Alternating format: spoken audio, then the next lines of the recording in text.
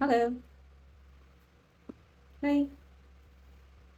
So, kasi nag-video ako sa sarili ko. Hindi ko rin alam kung bakit, pero de joke lang. Actually, I'm planning to, pasukin yung vlogging. And this will be my very first video na gagawin. And gusto ko lang walang cut, um, walang masyadong edit. Parang ganun. Gusto ko lang siyang, since this will be my very first video na gagawin, gusto ko parang lahat natural lang. And this will be my, you know, myself introducing. This will be my raw video na parang ini-introduce mo yung sarili ko. So, yun. So, currently, nasa work ako. And naka-break lang ako. And I'm about to log in na din.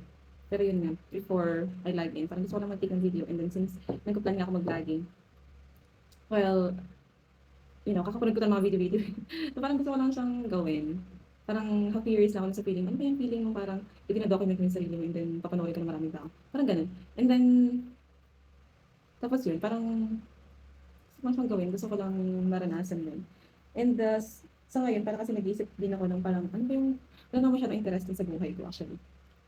Wala namang masyadong interesting sa mga gagawin ko. Pero parang gusto ko siyang i-document. Siguro dahil na din para well, para na rin magkaroon ako ng income. Charis. Well, sabi nila ba, yung sa pag-vlog daw is parang mayroon din kang commission. Parang gusto ko lang siyang gawing side hustle, kumbaga, since may trabaho ako.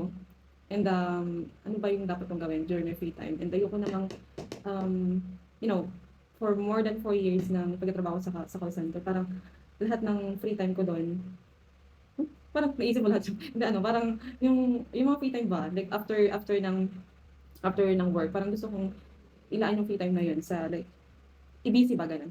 Hindi ko ma-compose yung sinasabi ko, pero yun, parang gusto kong ma-busy yung sarili ko. Kasi nga, para lang po sa kalaman niyo, parang ako po kasi yung tao na parang overthinker. So, parang lahat ng mga pagbibigay, kahit mga simple man yun, parang in-overthink ko, parang ganun. And then, dumating sa point na parang lahat ng oras ko, isang ubos lang sa kaka-overthink, kakaisip ko ano kung gagawin ko, parang ganun.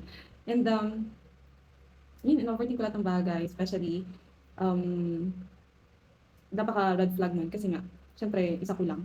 And ayokong, syempre, yung, tawag dito, yung pag-overthink, pwede din siyang mag-lead into depression. So, parang, gusto kong ma-divert yung attention ko. Parang hindi ko maisip yun. Hindi ko maisip yung mga negative thoughts.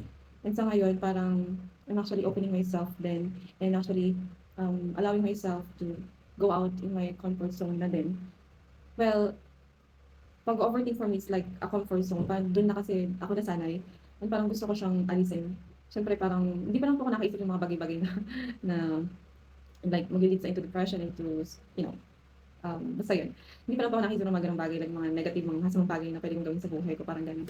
Pero yun nga, para lang din maano siya, ma-eliminate siya. Gusto kong ma-divert yung attention ko. And feeling ko yung ganito, pag-vlog, and since mag-isa ko din sa bahay, and as a person na parang wala din namang masyadong friends, and hindi mo rin naman sabing introvert, pero parang ako din yung tao na parang hindi din pala open sa ibang tao, and to the point na parang maglalabas ka, hindi rin ako palalabas sa tao. So parang feeling ko, um, ito yung gateway ko para din ma-express ko yung sarili ko and at the same time ma-divert yung attention ko sa mga negative things actually.